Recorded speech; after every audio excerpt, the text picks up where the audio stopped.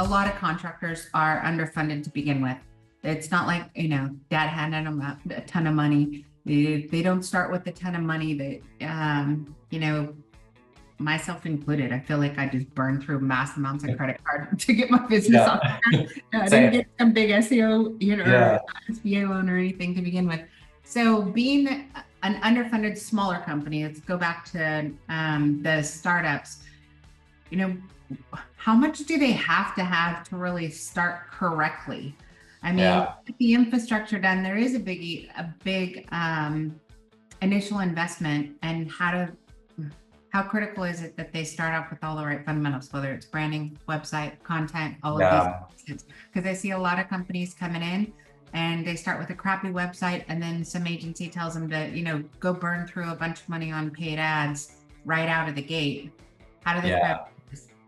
I think, and I'm finance related, so I'm typically more conservative than your average entrepreneur, but I believe in really strong fundamentals first, right? So you want to make sure you can dribble before you're doing any sort of crazy moves.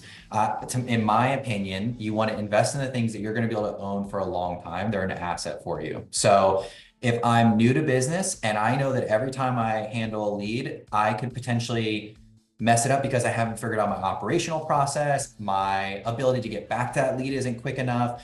I want to reduce the potential burden and the loss and the cost to a lead in the beginning. So when you're starting out, that's the period when you're nitty gritty. Like you can get down in the weeds, you're pounding the pavement, like you put the extra time in. And I feel like you want to invest in the things that really carry on. So to me, that's a really amazing website. Like that is your storefront. That is how the customer is going to remember you. That's the experience. That's your very first customer interaction. How easy was it to navigate? How easy was it to schedule an appointment? If people are bouncing instantly, you have lost that lead potentially now and in the future. You only get that first impression, especially in an age of digital. It's a whole different environment than someone walking into your business, right?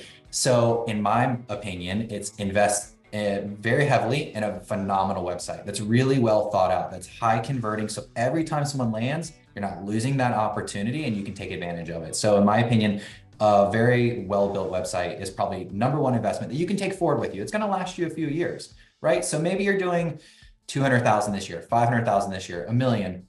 Well, you're going to use it again the next year. And most likely you get about 2 or 3 years of a really nice website before you're thinking about upgrading and redesigning and redeveloping, and your business is going to grow. So your look and feel is going to grow. Branding 100% is another major component of that. If you do not have strong branding, this is you not defining what's your value add, what's your differentiator in the market, understanding who your target market is and what you have to offer your customer in a way to articulate it, you are already behind your competition. You are fighting upstream no matter how much energy and effort you put into it. So for us, we do different tiers of branding packages as well, which I think is great because the more sophisticated, the more you can lean into it. There's a few foundational staples that you need as a business to present yourself to a customer that are absolutely critical. So a base level branding package for a brand new business and a high quality website. And then moving on to marketing, SEO is going to be the foundation of everything you do. Everyone always says, I want paid ads. I want to do a big, huge custom social media plan. And those are all great. Those all have their place and their purpose. But if I was starting fresh, I would make sure I had a really good preliminary brand guideline that I could use as a backbone of everything I do with my company to have a very consistent customer experience and brand.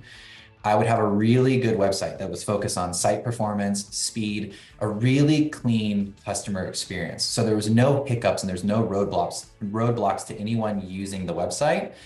And then I'd want to make sure that I start working on my foundational search, my SEO. I feel like that is the most critical component you can have. You're going to naturally start driving more leads to you if you do those three things first.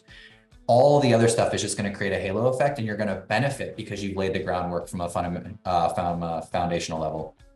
What's the risk of the I want it now, burning through money on paid ads because we need the immediate lead? Yes. What's the risk? Oh my gosh. Okay. Biggest risk is trying to force paid ads when either you haven't figured out a platform or a program to accept them, you don't have enough staff to manage them, you haven't figured out your process to take them on. The moment you turn them off, you no longer have revenue coming through the door, and now you're overstaffed because you didn't set yourself up for success on a foundational level. So paid ads, they are so critical for a business looking to scale, right? But you want to make sure everything else is in line first. When they say you're pouring fuel on the fire, you're literally pouring fuel on the fire. By that, you're going to be either burning money up, you might as well just hold that $20 and burn it, or you've done all the other work, you've done the hard work, the stuff that really pays dividends in the long term, and then paid ads are the cherry on top. Those are the things that push you to your new goals. Those are the things that you can start to trickle into some new service areas as you're building out your SEO program, as you're expanding and scaling your business. So paid ads totally has a place, but I would always start with those basics first. What is the risk of having a company that is losing 5 cents an hour, double down on their marketing? Yeah, I think this is a good one. So for us, whenever we work with someone that comes from a new marketing company, a lot of times we want to know where they're starting from, right? This is anything you do in life and you start hiring another professional. They want to know, okay, what are you doing currently? What's working really well? Because I want to continue that. We don't need to go backwards and reinvent the wheel. What are you doing really well? What can we do to enhance that and give you new strategies for new growth that you were not able to get with your previous provider? And I feel like a lot of times when we ask our customers those questions, they don't know. They don't know what they were getting with their last marketing company. They don't know how that last company was measuring success or holding themselves accountable. For us, one of the things that I thought was really important and I loved is that we already implemented a data-driven philosophy. So a lot of our conversations are around, what is this marketing activity generating for you in return? How many sales are you getting from it? Are the sales you're getting even profitable? And so when we look at marketing, we look at it both from a ROAS, what's my return on ad spend? Great, that's a component. And then what is my return on that actual investment? That's a whole nother component. That is, are the jobs that you're giving me as a marketing company, are they profitable? So there's a lot of customers that do paid ads and they might say $0 tune-up, right? Well, that's a loss leader. You're not making any money on that. You got to pay for the lead. You got to pay for the marketing. You got to pay for the ad. You got to pay for the tech to go out and do the work. It's a loss leader.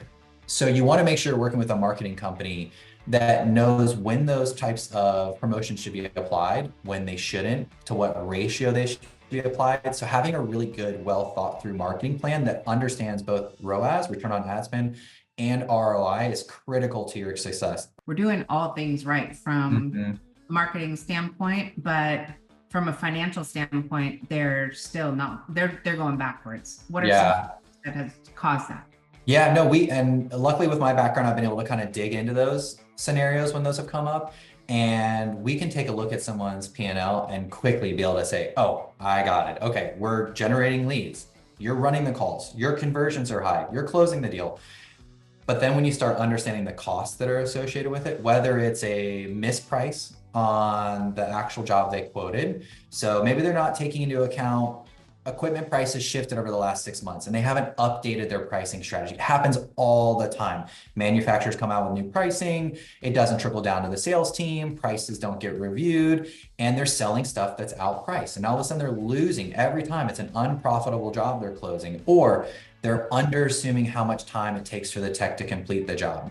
And their labor number is way off. So pricing the job is really important. There's a few other facets on there. There's dealer fees. So financing, as you guys know, is huge. It's becoming a bigger and bigger component of the jobs that a lot of our dealers are closing. Not pricing your job based on the fact that you may have to include some dealer fees in there, have a little bit of an upcharge, because those dealer fees, a lot of people are getting caught there. So if you think about the average contractor and you've got a target, let's say net margin of 12 to 20%, right? And you've got a financing fee of 9%. And you didn't work that into your prices, or something shifted, right? Rates changed. The plan that used to work great is not the plan that you're selling anymore. And you're eating 9% on every deal because you didn't adjust your prices. Well, it doesn't matter how good you are as an operator, you've just lost all your profit.